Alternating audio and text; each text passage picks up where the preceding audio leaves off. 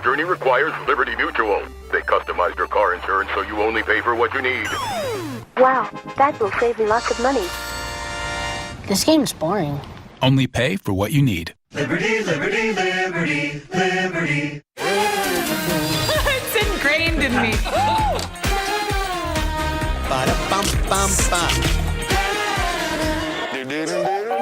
Of course I know what the themes are. Entertainment Tonight. That's what people want. It's hard to think of Entertainment Tonight without. Oh, I know it. I mean, come on. Since I was a little kid. Pitbull is delivering a special New Year's Eve performance tonight on Univision. Yes, and it is the perfect way to ring in the new year because he gave us all the anthem we needed to get through 2020. It's called I Believe That We Will Win. We talked about it. Yeah, goodbye 2020. See ya! Yeah, bye, boy. Check it out, and we'll see you in 2021. Happy New Year, everybody. I believe that we will win. When I made this record, it happened to be by coincidence, to be honest with you. I saw this crowd going crazy at a basketball game chanting, I believe that we will win. And the pandemic happened to hit at the same time, and I said, this is the song that the world needs. Because it's not about being victims, it's about being victors. To make a record that motivates the planet, inspires the planet in a time when they need it the most and unites us, that's priceless. Face everything and rise. Live from KSAT 12. The news at 5 starts right now. First at 5, Elmendorf police are investigating an area where a body was discovered earlier today. And this is happening near the intersection of South 2nd Avenue near East 9th Street. Stephen Cavazos is live on the scene. Stephen, what can you tell us? Well, Patty, Devin, the scene just cleared a few minutes ago, but we can tell you that the body was that of a 17-year-old boy. Now, that body was discovered here sometime around 1 this afternoon. Now, Police Chief Marco Peña does tell us that he believes the teen's death is suspicious. Now, he says that the teen was staying with a friend who lived in the area, but according to Peña, it was around 6:30 this morning that the teen left his home without the shoes. Now, the teen's parents contacted Elmendorf PD and began to search the area for the teen. Now, the Bexar County Sheriff's Office was also here to provide additional resources. Now, the teen's body was discovered just a short distance away from where he had been staying. Now, Peña says that it's still too early to rule the death a homicide, but again, he does believe that the teen's death is suspicious. He says he was found only wearing a shirt and boxers. We're live in Elmendorf. Stephen Cavazos, KSAT 12 News. Devin, Patty. And what a day across South Texas. You get up along I-10 in Kerrville, and look at that right now. Especially as you head west to Kerrville, you get more accumulations. It's still snowing there in parts of the hill country. Luckily, it looks like the well-traveled roadways around Kerrville, I-10 being a good example, still just wet rather than white. The more traffic you get on those roads, the warmer they stay. So hopefully that'll remain the case. But we still have a few hours of precipitation out there, including some more snowfall in parts of the hill country. Here's the big picture over the past 12 hours. Good moisture moving through most of Texas and especially here into South Texas. But let's talk about the snow out there. We still have a little bit of that activity in the hill country. Right now we've got this one little shower that's moving into San Antonio. Most likely just going to be rain. However, it wouldn't surprise me if it squeezed out a few wet snowflakes. We have just enough cold air aloft, I think, where don't be surprised if this shower, as it moves through San Antonio, squeezes out a few wet snowflakes. Just more of a gee whiz factor than anything else. It'd be treated like white rain, basically. Most of the snow out there today has been in parts of the hill country. We'll take a detailed look at that on the radar screen coming up, but I want to actually go live to the hill country right now. Our very own Sarah Spivey, she was in search of the snow all day long. She went to the hot spot in Rock Springs. What are you seeing? How much have you measured there, Sarah?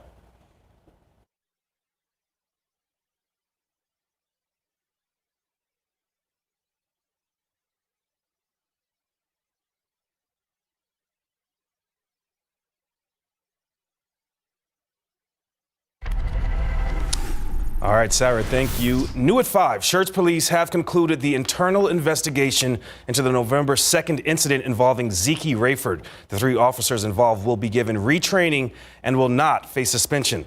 The investigation found violations of the rules of conduct section, duty to be kind, courteous, and patient. The investigation did not find violations on the use of force, behavior, or use of intimidation policies.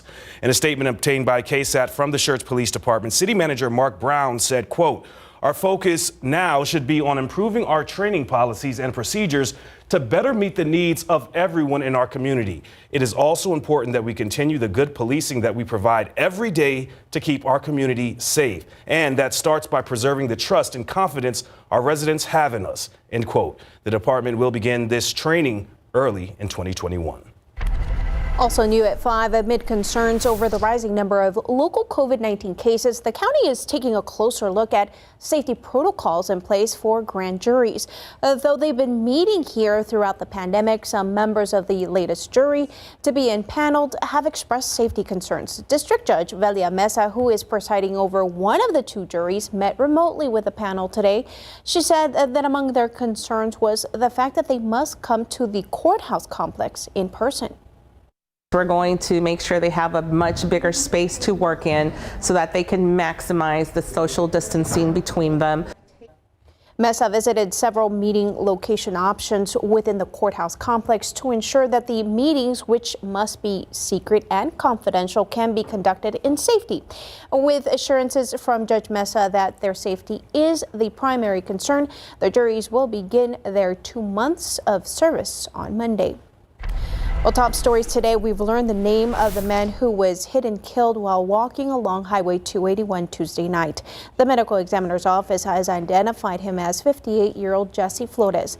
Deputies tell us a white sports utility vehicle struck Flores and kept driving. BCSO detained 1 person in connection to the crash. It's unclear if they're facing charges. The sheriff's office is still looking for the driver. This happened around 9 p.m. Tuesday night along Highway 281 South near Mogford Road in South Bexar County. 22-year-old Iman Martise Woods facing murder charges, but says he has no recollection of shooting and killing a man in Live Oak. Police say Woods admitted to shooting 23-year-old Deshaun Moorer, but said he didn't know how it happened because he had taken drugs. Officers found Moorer with a gunshot wound to the chest inside of an apartment off of Loop 1604, not far from Pat Booker Road on Sunday. He later died at a local hospital. Well, a driver was cut off from her vehicle after police say she lost control and rolled the car. Police tell us firefighters had to cut the woman out of her vehicle.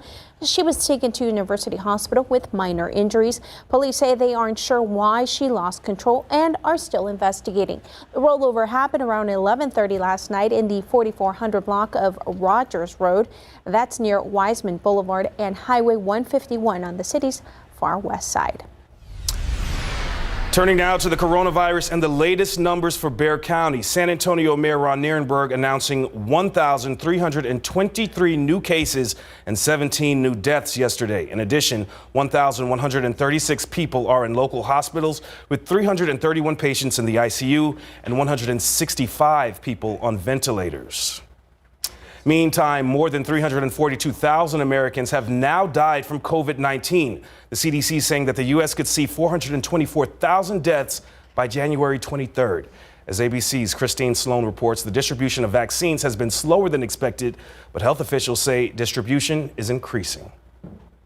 The U.S. seeing a record number of deaths for 2 consecutive days, 3,903 deaths reported on December 30th, according to the COVID Tracking Project. Hospitals in Los Angeles County overwhelmed. Every 10 minutes, the county's public health department tweeting about a life lost to the virus. We have reached a terrible milestone of exceeding 10,000 deaths from COVID-19 in LA County. In Anniston, Alabama, officials at the regional medical center say they've run out of beds. When we did all these models and thought about planning how to take care of these patients, we were under the assumption that people would actually listen to us and say, hey, wear a mask, social distance, you got to do it right because we eventually will run out of beds. The Trump administration had promised 20 million vaccinations by the end of the year, but so far only 14 million doses have been delivered and fewer than 3 million have been administered. What people should be most excited about is that the curve is rapidly increasing in terms of the number of people being vaccinated. Traffic backed up for miles in Hamilton County, Tennessee, after vaccine eligibility was expanded to those 75 and older. Senior citizens in Florida waiting in long lines as well. In Wisconsin, Aurora Medical Center fired an employee who admitted to intentionally ruining more than 500 doses of the vaccine by taking them out of special refrigeration.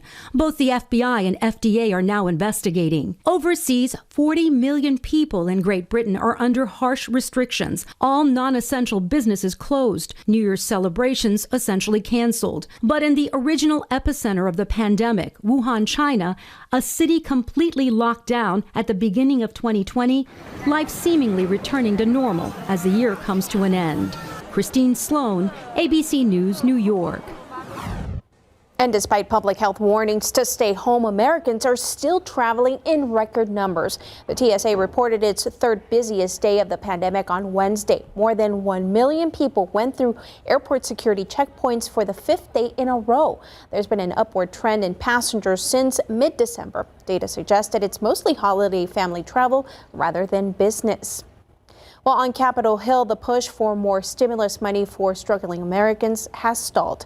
As Americans are beginning to see their $600 relief checks hit their bank accounts, Democrats are pressuring Senate Majority Leader Mitch McConnell for a vote to increase that amount to $2,000. McConnell is shutting down their demands, saying there is no realistic path for a standalone bill to increase relief money. Republicans who oppose the increase worry the funds would go to households who don't need it.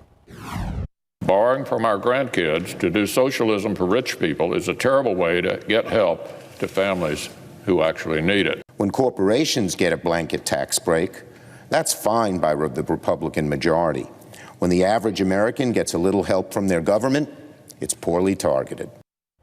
McConnell says the Senate is willing to consider other options to provide aid to struggling households. Meanwhile, the Senate is likely to convene a rare weekend session on a separate matter overriding President Trump's veto of the Defense Authorization Act. Well, music has been known to bring people together. After the break, how one after-school music program is helping teens stay off the streets and out of trouble. This SA Salute holiday greeting is brought to you by Blue Ribbon Auto Collision Center. Hi, I'm Gasper Mendola, a service writer with Blue Ribbon Auto Collision. I'd like to thank all men and women with our armed forces and their family a very Merry Christmas and a Happy New Year. Feliz Navidad from San Antonio, Texas. Music is more than pleasing to the ear for one school. It's also helping mold its students' future. Well, ADS South Flores went years without having a music program until a passionate mother and son came along. The night team's Daphne Gray shares how they brought back rock and roll to the school. Teens need an outlet. They need to be off the streets. They need to have something to look forward to. They want to feel a part of something, and not everybody fits on the soccer field. Belle Sayoa created that outlet for students ages 12 to 18 at Ideas South Flores. She's the founder and program manager of High Voltage, an after-school rock and roll music program that's been around since 2014. We kind of just introduce the kids to the fundamentals of an instrument they might pick, whether it's guitar, bass, drums, and right away we get them started on learning a song. The program was inspired by her son when he started going to school there. He was a little rocker young. He was self-taught. As a single mom balancing jobs and taking care of her bedridden elderly mother, Sayoa couldn't afford music lessons for her son, who was always practicing alone. She realized he might not be the only one in this situation. That's what made me start thinking, what can I do to help find other kids that want to play? And is there other kids like him out there? I know there is, whose parents can't afford it time-wise or financially. Before the pandemic, the students practiced in classrooms. Since then, they've taken their practices and songwriting sessions online. We've seen them grow, not just as students and kids and, to young adult, but as musicians. The instruments have been donated to the program from local musicians and music establishments free of charge, and students perform at venues around San Antonio for fundraisers. There's some kids that didn't even know they wanted to play music, and now 3-4 years later, they're amazing. Sayoa says having programs like theirs available for kids, especially during the pandemic, is crucial in helping students look towards their future. You can't put a price on helping a kid who doesn't have anything right now. Japhanie Gray, KSAT 12 News. And here we are again, updating you on the rain and even snow across parts of South Texas. Some folks in the hill country getting some of the white stuff. Not good for travel, especially west of Kerrville and along I-10 and, of course, the state highways as well in parts of the hill country. This is a picture from Sarah Spivey just about an hour ago, measuring 4 inches of snow in Rock Springs. Let's go to Sarah with a live report. She's been searching for the snow today. She hit jackpot there in Rock Springs.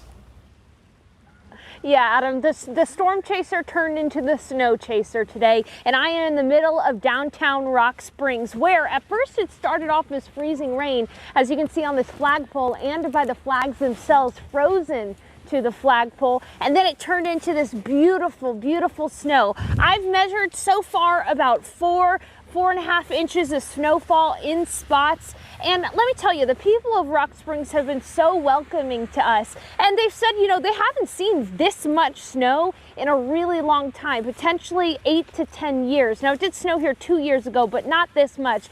And I'm not kidding you, about half of the folks that I talked to said they wanted me to do one thing on air tonight. So people of Rock Springs, this is for you. I'm gonna do a snow angel. Here we go. There you go, snow angel. Reporting live from Rock Springs, meteorologist Sarah Spivey. Back to you, Adam. And that's one thing I love about snow. It really is just one big toy. Now, unfortunately, it does cause some travel issues, but it is one big toy, especially, you know, you're getting into a holiday, the kids are off from school. I heard from some folks who have a ranch out in Rock Springs, and they're just giddy. Even the parents are just having so much fun with it. This is a view in Ingram, so even just west of Kerrville. Decent accumulation, at least on the grassy surfaces. And this is in Langtree, so we're talking Val Verde County, northwest of Del Rio, where it's actually accumulating out there. And I know Del Rio has been seeing some wintry mix and some snowfall, but they haven't had the accumulations there. All right, here's a look at radar. You see the blue.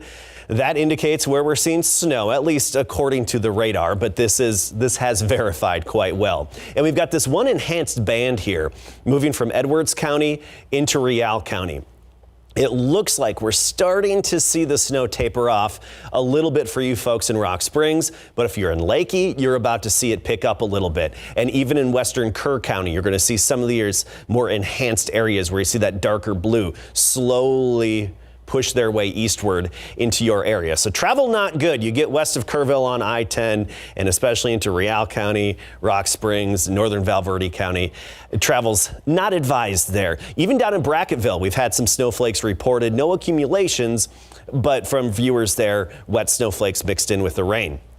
Uvalde, you're right on the edge. Now, this is the back edge of the precipitation in general. We only have a few more hours of the precip actually falling. And Uvalde, you're on the back edge. Wouldn't surprise me if you do squeeze in a few wet snowflakes, but that would pretty much be it. Even up in Comfort area, just got hit by a nice little heavy wet snow shower there, and this is just sporadic activity on the very edge, the last little hooray here of the precipitation. And we've got this one rain shower that's moving through San Antonio, moving through Alamo Heights right now. It would not surprise me if this now starts to throw out a few wet snowflakes as it moves northeastward into Bexar County. So we're talking McAllister Park area, maybe even just clipping Hollywood Park, Hill Country Village, Windcrest, Kirby, Live Oak, Converse, Schertz. This is going to be headed your way. At the very least, just a little bit of rain, but maybe a few wet snowflakes mixed in. Kids, just cross your fingers and in the next few minutes go outside and take a peek. Talking about rainfall accumulations, and just about everybody in South Texas had some decent accumulations out there. Some folks were well over an inch. I did see some reports of over 2 inches at the airport, 3/4 of an inch over the past 24 hours. Lakey, 2.7 inches. Warren and Del Rio had 1.71. Still some wet snow there. In West Kerrville, Gary Rawls measuring 33 degrees right now, but saying there is still snow falling and it is accumulating on his grassy surfaces. Mico, just under an inch. Lavernia, 6 miles south there, Rogers' backyard, 1.5 inches. New Braunfels, pretty much the same story. Good, healthy, soaking rain. So here's the big picture. We are on the back edge of this system right now. It's lifting north, I think by 8 o'clock. Our precipitation is done, and that includes the snowfall in the hill country. So we're right on the tail end. It's pushing out of here. You have just a little bit of time left to squeeze in some of that snow in the hill country. Otherwise, it's coming to an end, and we're clearing out tonight. Colder as well, of course, on the back side of this system. Across most of the state, we're in the 30s, some 40s, 41 in San Antonio, 30 in Rock Springs, 35 Uvalde. But just because it's above freezing at the ground in Uvalde, you could still see some wet flakes. This is a different type of scenario. And the wind is starting to pump the brakes, but you'll notice it periodically through the night. So precipitation ending around 8 p.m. for pretty much our entire viewing area. It's just going to be chilly and clearing the rest of the night. Temperatures falling into the 30s. Tomorrow morning, 2021, finally, 32 degrees to start the day, then sunny and 57. So unseasonably cool, and into the weekend, we're back into the 60s with that sunshine. I can just imagine all the kids in the areas he mentioned rushing outside to look for those snowflakes. Not to mention your face lit up when you mentioned the snow. Forget I'm going the out there kids. too. All right, thank you, Adam. All right, switching gears to sports. Headlines, Spurs, Becky Hammons. Yes, and we knew it was going to happen at some point this season. We just didn't know when. We didn't know so early. Greg Popovich was tossed. Spurs' Becky Hammon stepped in to lead the team, becoming the first woman to head coach an NBA regular season game. And LeBron James extended a mind-blowing scoring streak last night. This is pretty impressive. Coming up.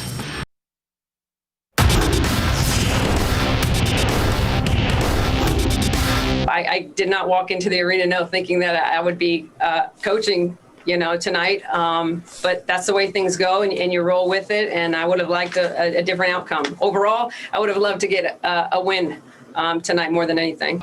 Becky Hammon took over for Coach Pop last night. She was more concerned with leading the Spurs to a win than anything else in big board sports.